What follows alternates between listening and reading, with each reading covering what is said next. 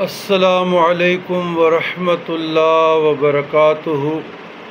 اللہم صلی علی سیدنا محمد وعلی آل سیدنا محمد کما تحب و ترضی لہ۔ عزیزان گرامی، نظروں کی حفاظت کے لیے، روشنی کے لیے، جس کی آنکھوں کی نظر کمزور ہو رہی ہو، بینائی کم ہو رہی ہو، تو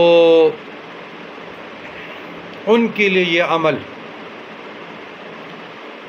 لیکن ساتھ بتاتا چلوں کہ یہ عمل ظاہری آنکھوں کی روشنی کے لیے، حفاظت کے لیے، جملہ بیماریوں سے حفاظت و نجات کے لیے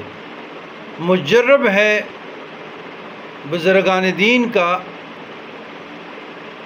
تو اسی طریقے سے یہ کشف کے لیے بھی بہت مجرب ہے۔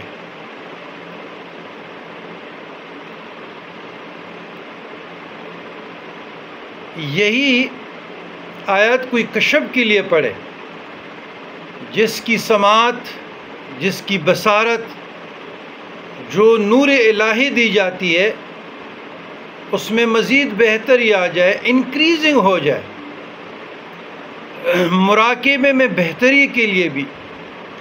استخارہ میں بھی بہتری کے لیے ہے، اور الہامات اور القامات کے دروازے کو مزید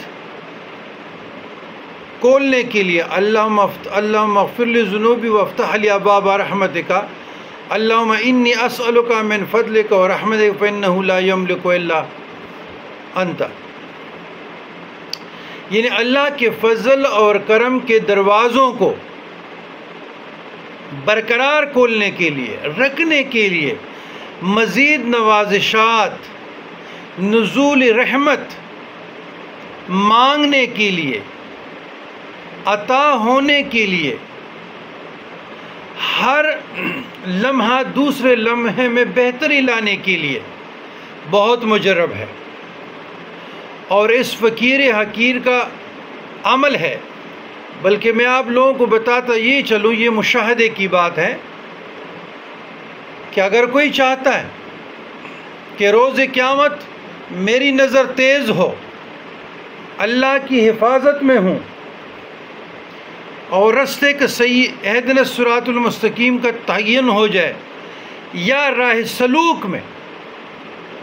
کورے کوٹے کا پہچان ہو جائے، صحیح غلط کا ہو جائے، تو بہت زود اثر ہے، بہت مجرب ہے۔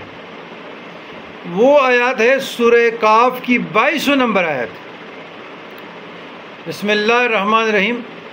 فَكَشَفْنَا عَنْكَ غِطَاءَكَ فَبَصَرُكَ الْيَوْمَ حَدِيدٌ، 21 مرتبہ یہ پڑھیں، آنکھوں کی جملہ بیماریوں کے لیے، پھر 2 انگلیوں پر تھوڑا سا تھوک ڈالیں اور ایسے کریں، اور کشف کے لیے دونوں ہاتھوں پہ پھونک مارے، دم کرے اور سینے پہ مل لیں، تو تھوڑا سا پانی دم کر کے پئیں، انشاءاللہ دعائیں دیتے رہو گے، بہت مجرب ہے، بہت مجرب ہے۔ والسلام علی من اتبع الہدی۔